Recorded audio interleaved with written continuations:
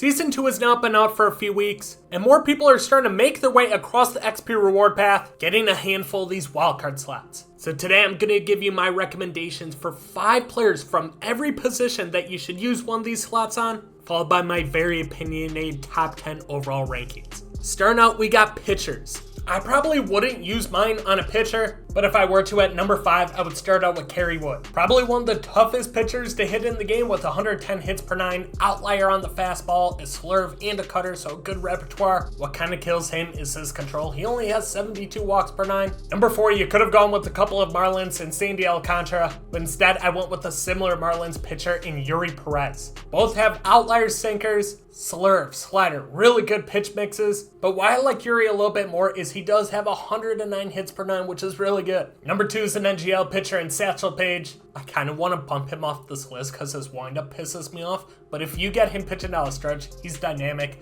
99 on the fastball with, of course, outlier, curveball, slider, a screwball, and a sinker. 111 hits per 9, which is the best we've seen so far, so he fits them all with a great pitch mix, outlier, and a high hits per 9. Anytime I face him, I know I'm getting 1 run tops. Maybe it's just because I suck at the game. Either way, he's a great pitcher, but wasn't in my number 1 spot. Instead, it is a new legend in Jake Arrieta. He fits the mold of all the other previous 4 pitchers we just went over with the great pitch mix. Only difference is he does not have outlier. He's really fucking good. If you're going to use your wild card on a pitcher, it has to be this guy. Catcher is a very important position, so if you have a wild card spot and want to use it at a position that's going to help you the most, catcher may be it. First 3 are going to be a little bit underwhelming. Starting out at number 5, we got Logan O'Hoppe of the Angels. He's very good for his left-handed pitching. He also has 91 fielding just for 99 overall. A little bit overwhelming. Same can be said about Ryan Sheffers, who has a ton of power, little lackluster on the defense, but has a cannon of an arm. I just wasn't able to hit very well with him. Once again, I also suck at the game. And then number 3, the card nobody ever wants to see again, Carlos Santana, but he is a switch hitter with some pretty good stats. And even though they nerfed his captain boost, got a switch hitting team, he's going to be really good. You'll see in the top 10 ranking that number 2 and 1 here are going to be very high. There's a reason for that. Number 2, we got Jorge Posada, one of the best swings in the game. He's a switch hitter that can hit both righties and lefties, maxed out contact both sides with 90 plus power. He also has 80 fielding and 120 clutch.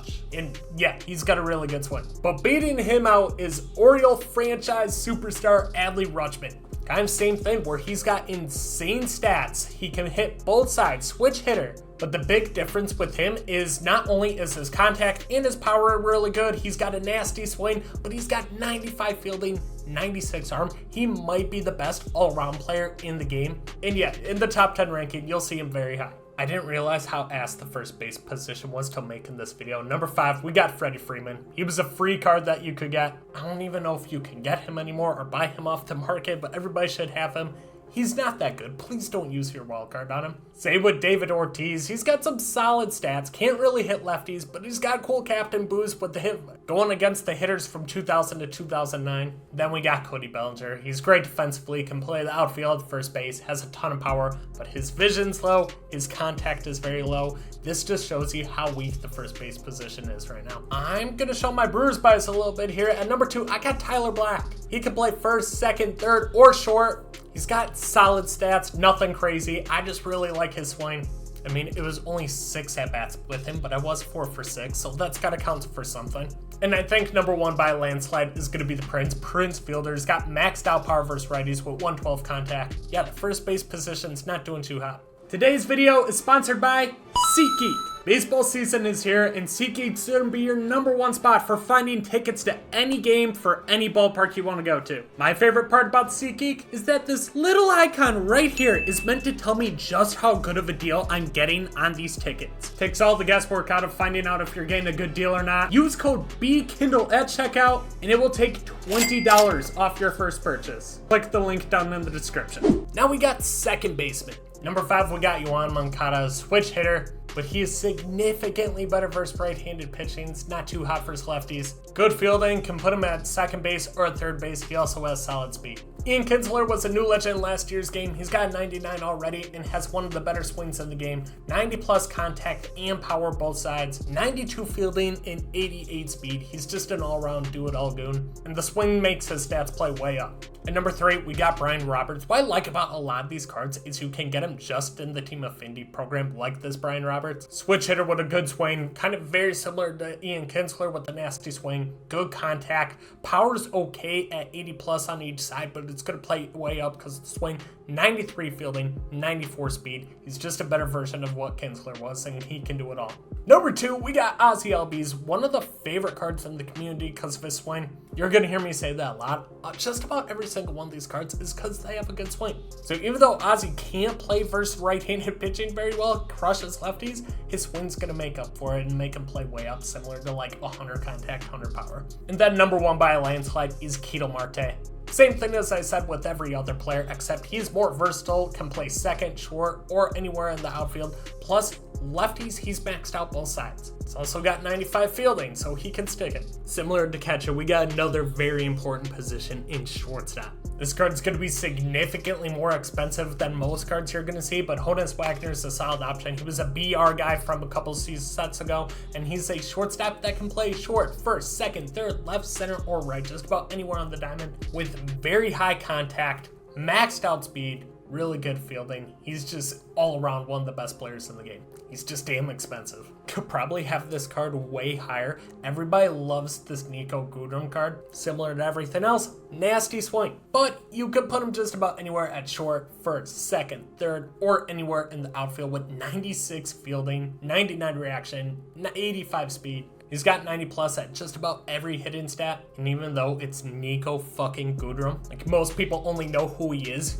like he's mainly relevant because of this game. That should tell you all you need to know about him. Number 3, we got Jimmy Rollins, who was a collection reward from last season. Maxed out speed, switch hitter. Then our final 2 are going to be other cards that are going to rank very highly in the rankings with Mookie Betts. Love Mookie Betts cards. Also has just about as maxed out defense as you can possibly get. And then number 1, we got Brad Miller. Who thought in June that I would say that Brad freaking Miller would be one of the best cards in the game? He's not a switch hitter. He's only a left-handed hitter that crushes righties, but he can hit lefties as well with a really good swing. Can play short, first, second, third, or anywhere in the outfield. These are my stats with him. He's one of my favorite cards in the game. Now we're on to the hot corner with third baseman. Number 5, we got Mike Schmidt. In IRL all-time rankings, he's probably the number 1 third baseman in all of MLB, but I don't really like his swing. He kills lefties, is also the best defensive third baseman of all time.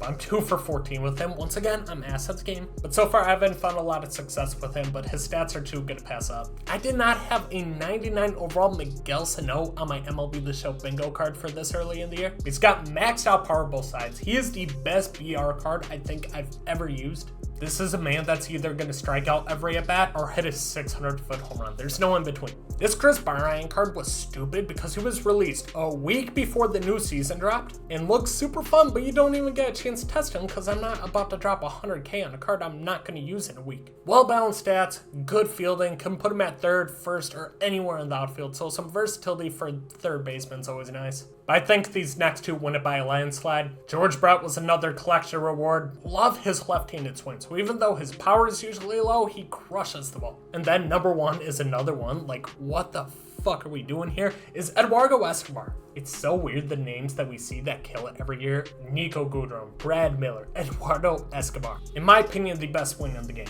Now we're on to the outfield with left fielders. Starting this list off, we got Brandon Nimmo. Solid all-around stats, not much to be said. He's not who I'm going to use my wildcard on, though. They did Gary Sheffield dirty. In most years, he'd probably be up there for the number 1 spot, but this year, he's got no versatility. His stats aren't that good. Hits righties very well. That's about all he's good for. Number 3, we got Jesse Winker. Man, I'm starting to see how bad season 1 cards actually kind of were. This fucking power creep model sucks. Very good bench bat, crushes right-handed pitching. So if you want to use your wild card on a bench bat, there you go. But with 26 speed, I probably wouldn't put him in the outfield. Lou Brock, on the other hand, I will. 99 speed, 99 steal, 99 aggression. He's a toxic player. Lay down a punt, it's a hit damn near every time. But the only player I'd even consider the wild card on is Jerickson Profar. Another random ass player. Switch hitter with a good swing, can play just about every position besides catcher and pitcher.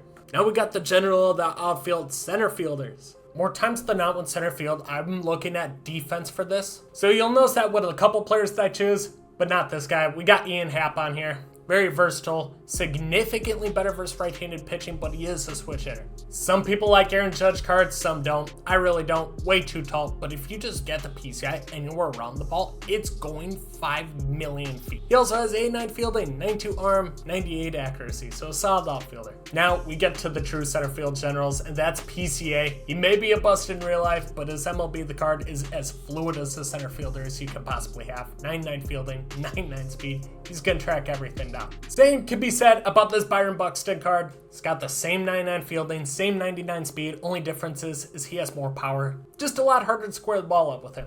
Then number 1, we got Willie Mays. RIP to one of the great baseball goats. But he can do everything on the diamond in terms of contact, power, speed, arm, defense. The man can do it all. And then finishing it up, we got right fielders. Number 5, we got Hunter Rengo. Great defender, best arm in all of baseball. He also has maxed out power both sides. His vision's just very low, so it's hard to square the ball up with him. One of the better all-around cards and a future Hall of Famer, Jackson Chourio. He is just about 100 plus on everything, 95 fielding, 98 speed. True 5-tool player. And we got a Yankees Matt Carpenter. One of my favorite swings every year is Matt Carpenter cards for whatever reason. 121 in 115 power is insane. Can play right, first, second, or third. So you do have some options with him. Then our top 2 is going to consist of Hank Thompson. Can play just about every position and play it well too at 98 fielding, 86 speed. It's also got about 100 plus on every hitting stat. Then at number 1, we got Larry Walker. Nasty left-handed swing. Cannon of an arm out there. And right field was actually a really tough position to decide these 5 players. We went through my top 5 players for every position. Now what about the top 10 overall? Start out at number 10. We're staying right here with Larry Walker. I think his swing's too good to pass up. Can do just about everything on a baseball diamond.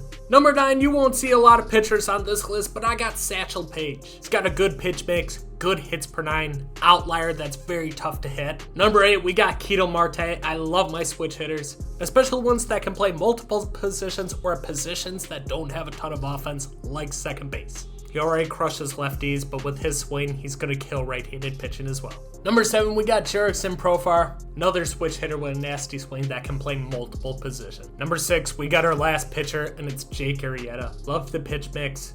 His clutch is really high, good hits per 9. He's everything you want in a pitcher, just wish he had outlier. But I personally wouldn't use a wild card on a pitcher this early in the year. Number 5, we got Willie Mays. Like I said, he can do everything on a baseball diamond. True 5-tool player. And then this is where this list gets weird. Starting out at number 4, we got Eduardo Escobar. Very similar to Ketel Marte, except his swing's even better. One of the best in the game. Number 3, we got Brad Miller. I've just had the most success with him. He's only a left-handed hitter, but he's one that can also hit lefties. Then I told you right away in a video, if you find good players at premium positions, you might want to consider them. That's what I'm doing here. Number 2, we got Jorge Posada, switch hitting catcher that can absolutely rake, followed by the number 1 player you should use your wild card on being Adley Rutschman. Same thing as Jorge Posada, a switch hitting catcher that can rake, except he's got an even better swing and his defense is nasty. This is my top 10 list. Let me know what your thoughts are in the comment section.